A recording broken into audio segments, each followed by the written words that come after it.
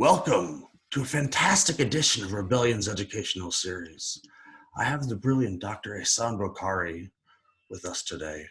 Thank you so much for coming on, Dr. Bokhari. Thank you for having me, Alex. It's a pleasure to be here. Oh, it's my pleasure. So, Ehsan is one of the smartest individuals I've come across in the last year or two. And he's got a doctorate in philosophy. He's got multiple degrees in engineering.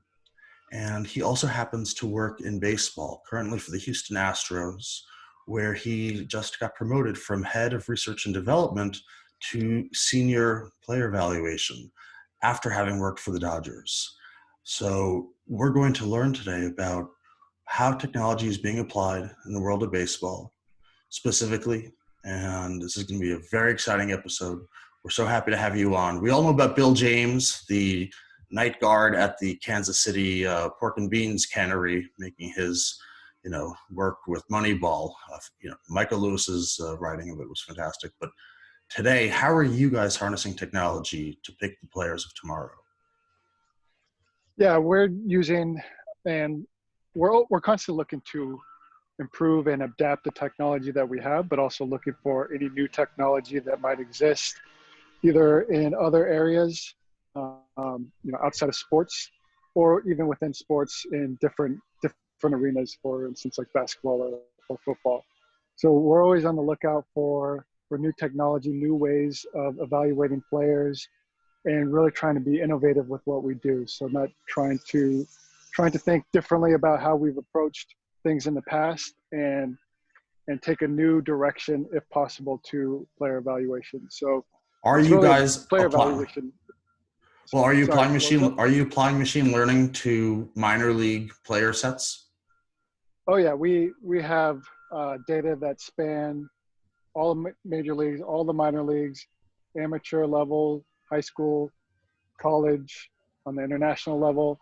We have tons of data in all these areas, and we're using a lot of our R&D department specifically are building models to help us evaluate players, which our group in the scouting world is going to use that to make decisions in terms of who we draft on the amateur side and who we sign on the international side and who we might trade for on the pro side. Wow. So no, that's really very interesting. So you would actually use an AI system to come up with a potential trade or potential signing. Yeah, it's used for helping make those decisions. Absolutely. Yep. It's a very important part of our process. So would you say that sabermetrics is the fundamental basis for how you write your programs, or how is sabermetrics incorporated into your work day in and day out? Yeah, I mean, sabermetrics in the general sense, which is just, using analytics to evaluate players. I think that is one of the primary tools that we use, but we have a lot of good data that are coming from the people themselves, and that's just as important.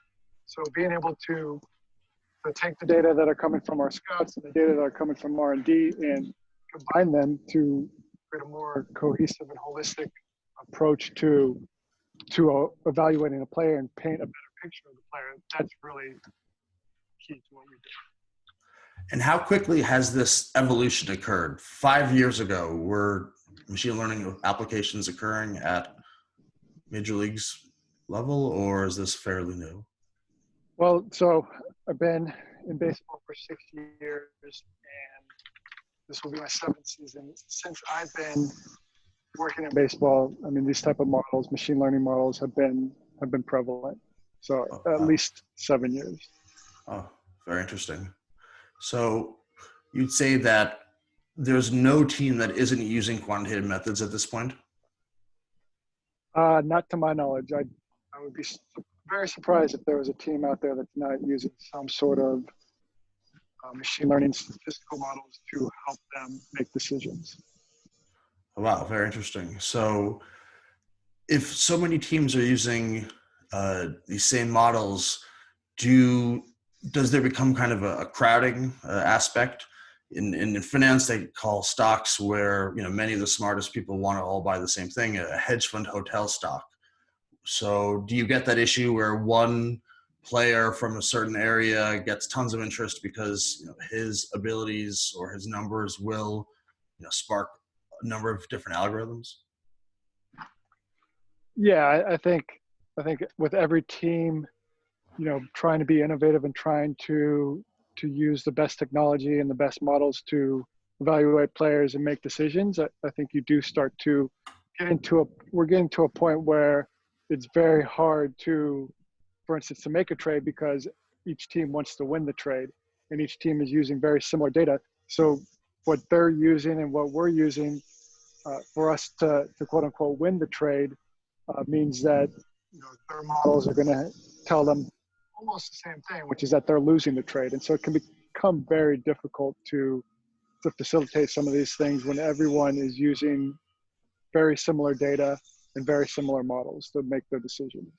So in the past, scouts, were individuals who just had a sense of things. In the future, will they be quantitative analysts? Yeah, I think they already are in many ways. I think they're not building models, they're not sitting on the computer and building models, but they are using the data that comes from the technology that we have to help them evaluate players and either confirm or disconfirm what they're seeing with their eyes. So I think in many ways they already are, and it's really adaptation to the technology that's out there and to the models that are out there to help them better evaluate players and pick up on things that the models are unable to, which in turn may help improve those models, but also ultimately lead to better decisions. I mean, when you think about a case like Babe Ruth, he was physically, much larger than other individuals. So there were physical attributes that would have, pointed out, that would have stuck out to, like a reinforcement learner that was searching for, potentially positive agent. And so, have you played with old history to try and predict good players and see if you did predict the good player, see if your technology liked Lou Gehrig? Is that something you guys do?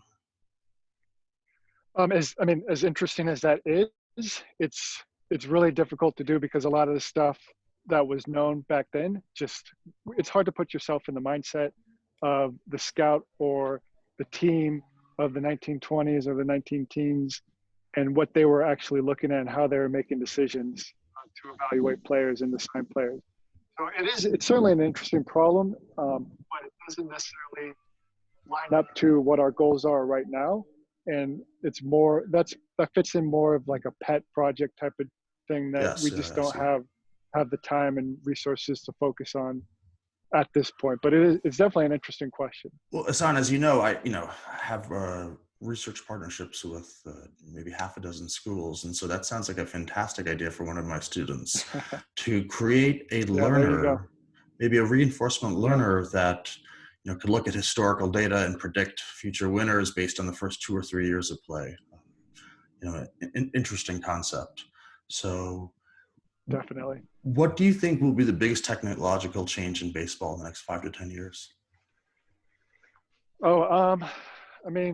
I think most of the big changes are probably going to come on the player development side and just the ability to use technology to develop players on an individual basis. So not a one size fits all sort of program for players. So I think that's a big area. I think the other big area where technology is going to have a big impact is going to be on the international market.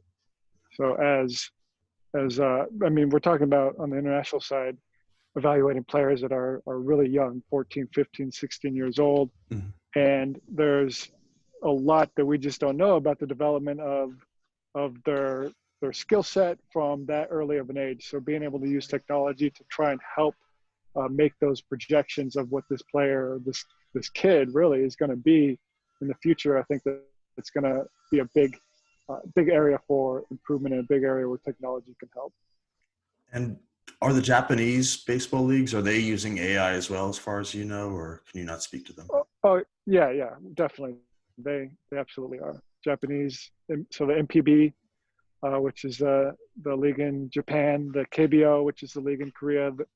We communicate with them we share data with them.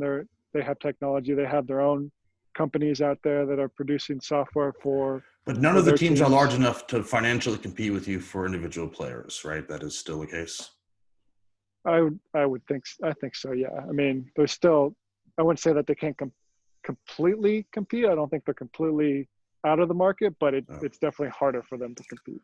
As a child, one of my favorite movies was the Tom Selleck Mr. Baseball, where when his career went south with the majors, he had to go to Japan, but he fell in love and found happiness. So it was a really wonderful film. But, I know your favorite film is Major League, which is that's my probably favorite all-time film. So Nice. I've probably never enjoyed a movie as much as I did that. But anyway, so is Moneyball a movie that you have enjoyed? I did enjoy it. I mean, I read the book first and always a little skeptical about how the movie's going to turn out based off the book, but I thought they did a pretty good job. Yes, no, it's definitely a great read. Michael Lewis, fantastic, and I also love his Agreed. book Liar's Poker is my favorite of Michael Lewis's works. The story of Solomon Brothers and John Merriweather. But yeah, I've read it. It's a good one. It is indeed. So you have a doctorate in philosophy. Does that come into play with your work? So my degree is in quantitative psychology. It's a PhD in psychology, specifically quantitative psychology, and that absolutely comes to play. I mean, a lot of the work that I did as a graduate student was focused on statistics, and the master's degree that I picked up while I was completing my PhD was in statistics. So a lot of the work that I was doing as an analyst with the Dodgers and then moved on to the Astros to continue doing was in the statistics world. So, and then on the psychology side, the quantitative psychology area that is, I think, most relevant to a lot of stuff we do is this field called psychometrics, which is in a most simplistic form is reliability and validity. And it's a question that we should always be asking ourselves when we're looking at new technology, new metrics. Is it reliable? Is it valid? Does it transfer to the playing field? Those are important questions that we need to be asking. So a lot of those questions are questions that people in psychometrics ask. For instance, when they're developing a new test that might get at some ability, say math skills. So those are questions that psychometricians are asking already, and it's really just using that type of thinking and that way of approaching a problem and a way of approaching metrics and models comes from psychometrics that I took a lot from. Is there a potential future for analyzing players' psychology, their happiness levels, their sadness levels? Is that something conceivable or, really not anytime soon? I mean, there certainly are ways to try and get at that. There are lots of personality assessments that are out there. It's not like these tools don't exist. Well, I think about The Right Stuff, the Tom Wolfe book, and the amount of rigor that went into the psychological testing of the astronauts reminds me of the desired end result of a Major League Baseball team. You want the Derek Jeter-esque, strong leadership, strong spine ability, strong, spirit, if you will. And so that often lends itself so well to a great baseball player. Right. In the scouting world, it's called makeup. So we're always talking about makeup. It's an important part of what when we think about a player, of what we think about him is the makeup that he has. And we talk about makeup, we're talking about the person. And also, does National League versus American League analysis differ because of the DH? Does that factor into your programs? Yeah, to a small extent. I mean, I think it's certainly much less now that there is interleague play, and with the last season that we had with the universal DH and the potential for that to be set through all of baseball in the future, it's going to be obviously a moot point at that stage. But yeah, I mean, it definitely matters. Taking in the pitcher's ability to hit and take a bat and put the bat on the ball is it does play a role, but it's a minor role in what we Yeah. do. I mean, it's something that we can't ignore, but it's not a huge part of what we're doing. It's not And going to make a huge difference. is it easier, harder, any different to analyze a pitcher versus a non-pitcher with your algorithms? Well, the data that we have, which is, a lot of it is out there publicly from Statcast. This data is at the pitch level, so it's looking at the movement, the spin, how the ball's breaking, how fast it is. So you actually have more It's data for all from. pitchers? Oh yeah, Oh, wow. for sure. I mean, we get about I did close not to know 1 that. million pitches a year in a regular season. Of course, it makes perfect sense. Right. And so it's become really pitcher dominated in terms of the analyses. So, the pitcher is controlling the game in that sense because he's the one who is throwing the ball, and the hitter has to react to what the pitcher has put out there. So we have a ton of information on what the pitcher is doing in terms of what the ball is doing. And we do have information on what the batter is doing, but not quite to the extent to what the pitcher is doing. I wonder if you guys would have signed Nolan Ryan today, given that he had such a high opponent batting average. I think that or on base percentage, I think when you factor in all of the walks that he gave up, the actual on base percentage that his hitters had was higher than one would have expected. So, nevertheless, hard to ignore the strikeout and the stuff, though. Yeah. No, of course, he was so much fun to watch. Really, an artist, if you will. Do you have a favorite pitcher? Growing up, my favorite pitcher was Greg Maddux. Oh wow, Greg Maddux is amazing. He actually dated a friend of mine when his high school sweetheart was a friend of mine. Yeah. So a very nice guy, and they're still, in good contact. And apparently Greg was, very nerdy in high school, very sweet, very kind, very good guy. This is from his high school girlfriend. Apparently it's funny you bring that up because it's a good source. I don't know many major leaguers' high school girlfriends, but I do know one. And apparently Greg Maddux is a really, really stand-up individual. So, and very bright and very sweet and kind. So, rather him and David Cone, I hear. Yeah, for me, David Cone was my favorite pitcher growing up. Yeah, I loved the way he worked it, and I just thought he brought a lot of creativity to his pitches. He really tried to be like a Gary Kasparov out there, if you will. So yeah, right. Good. I like that reference. Well, so let's get to the students out there. If you're a 20-year-old engineering student and your dream is to work for the Houston Astros or the Green Bay Packers, what would you recommend they study? What would you recommend they do? Well, I mean, it really depends on what they want to do in the sport. If they're looking for a role, which I'd be more familiar with, which is a role that is on the research and development side, there's really two big areas that this covers, and that is statistics or machine learning and computer science. And, there's obviously some overlap with those two fields, but on the computer science side, a lot of development is being done, computer development, software development. And on the statistics side, it's the model building. So when we're looking for people to hire in as an analyst or as a developer, those are the type of skill sets that we're looking for, is a knowledge of models, a knowledge of building, machine learning models, statistical models, hopefully some knowledge of baseball. And then on the developer side, we're looking for some skill sets in developing software, whether it be front end or on the back end, database management. Those are the important skill sets that we're generally focused on. So that is on the R&D side. I think there's plenty of opportunities that aren't so heavily quantitative. In our department specifically, we have what are called scouting analysts. These are people who are using the data.